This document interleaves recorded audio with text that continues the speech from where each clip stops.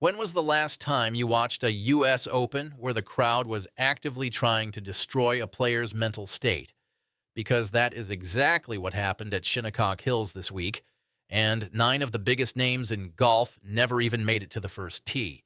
Fans crossed a line golf has never seen before. Stars were absent for reasons ranging from heartbreak to full-blown scandal.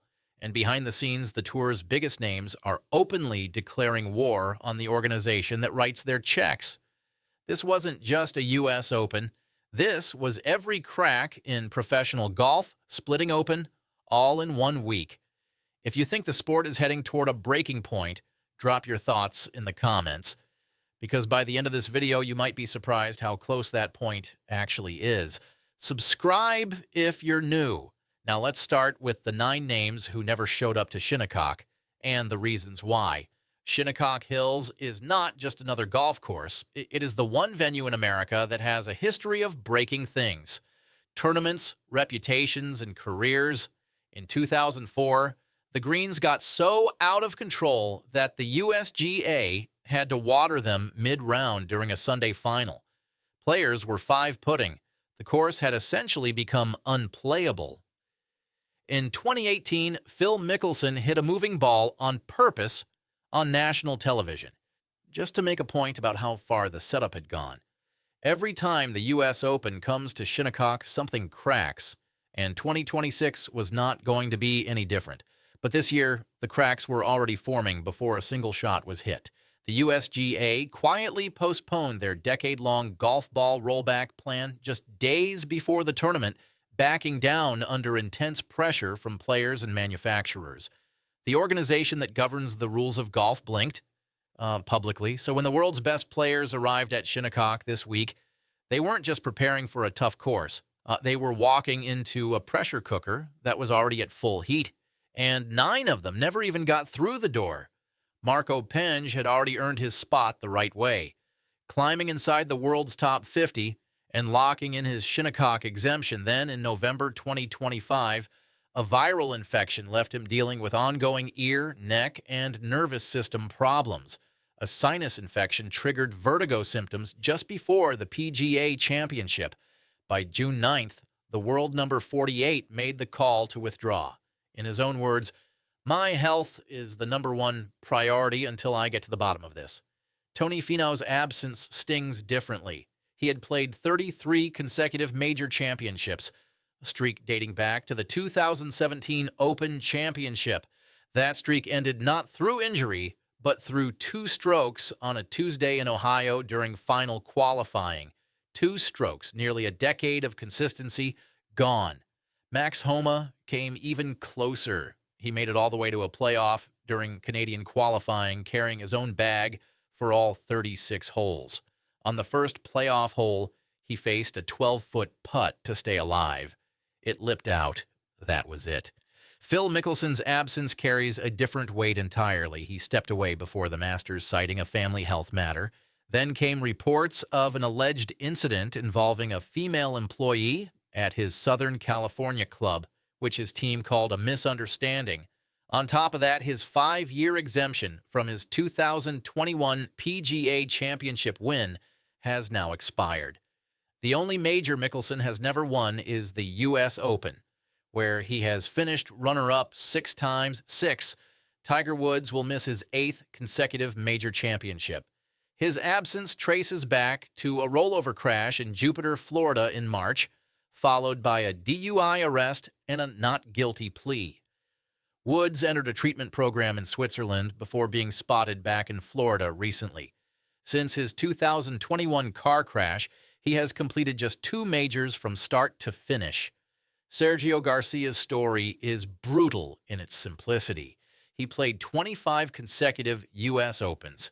That streak ended at a Dallas qualifier when a 3-putt bogey on his final hole left him 2 strokes outside the cutoff.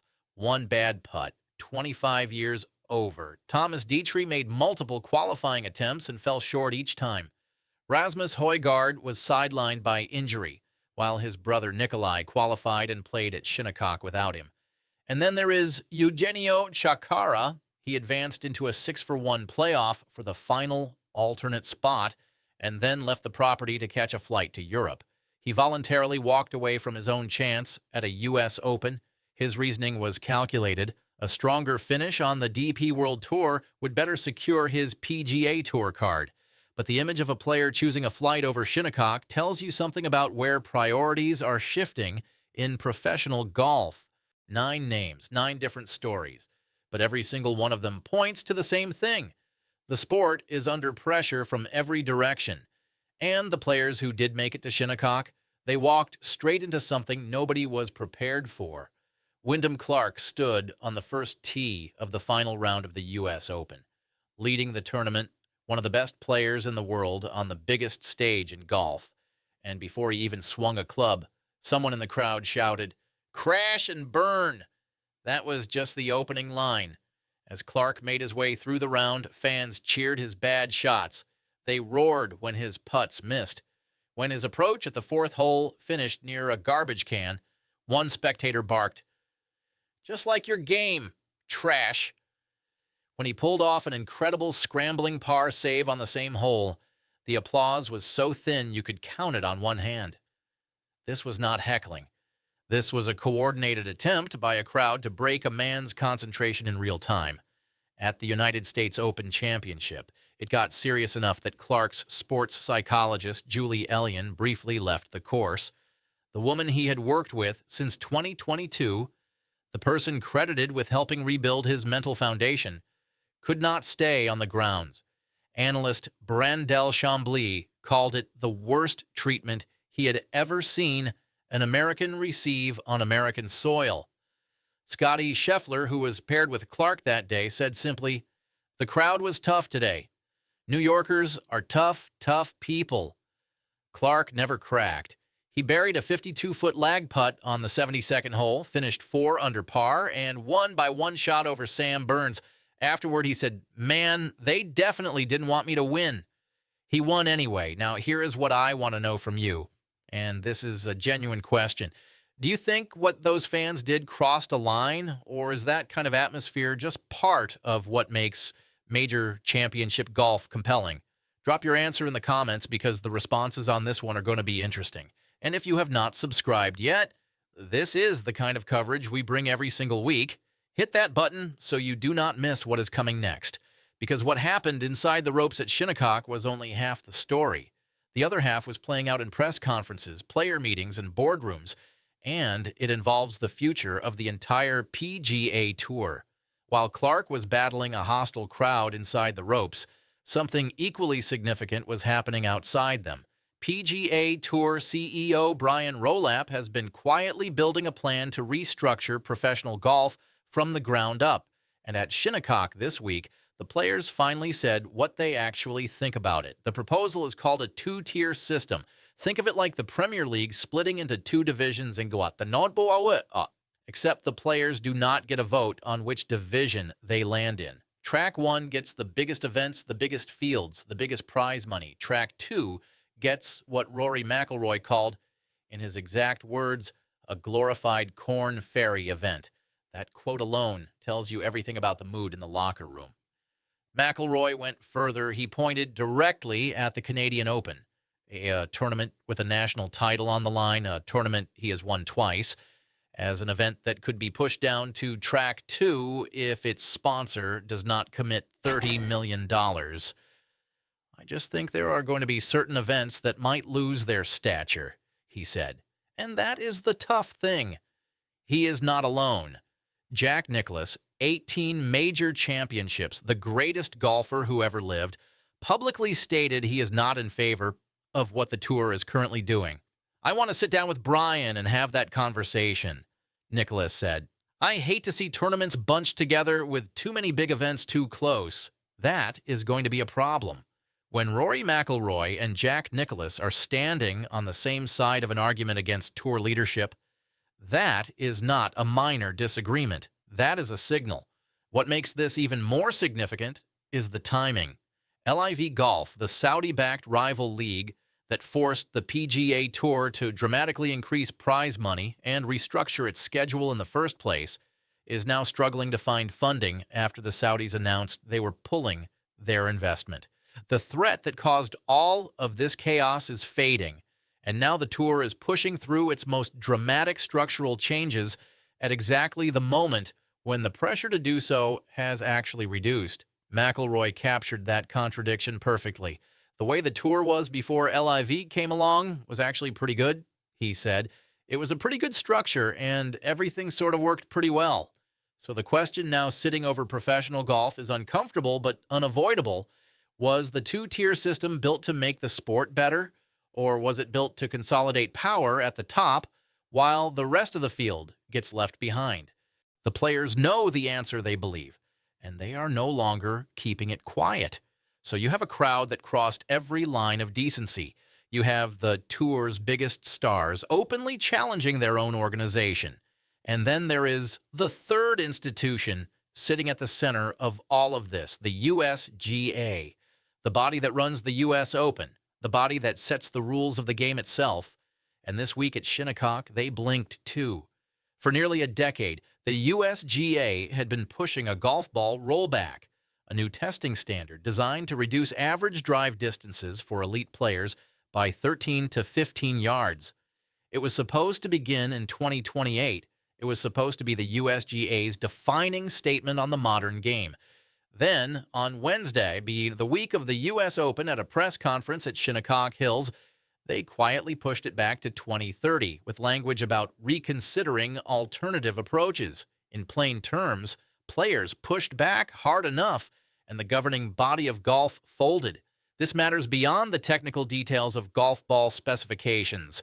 What it represents is a governing body that arrived at its own flagship event, having already surrendered ground to the players it governs. The authority was already weakened before the first tee shot of the championship.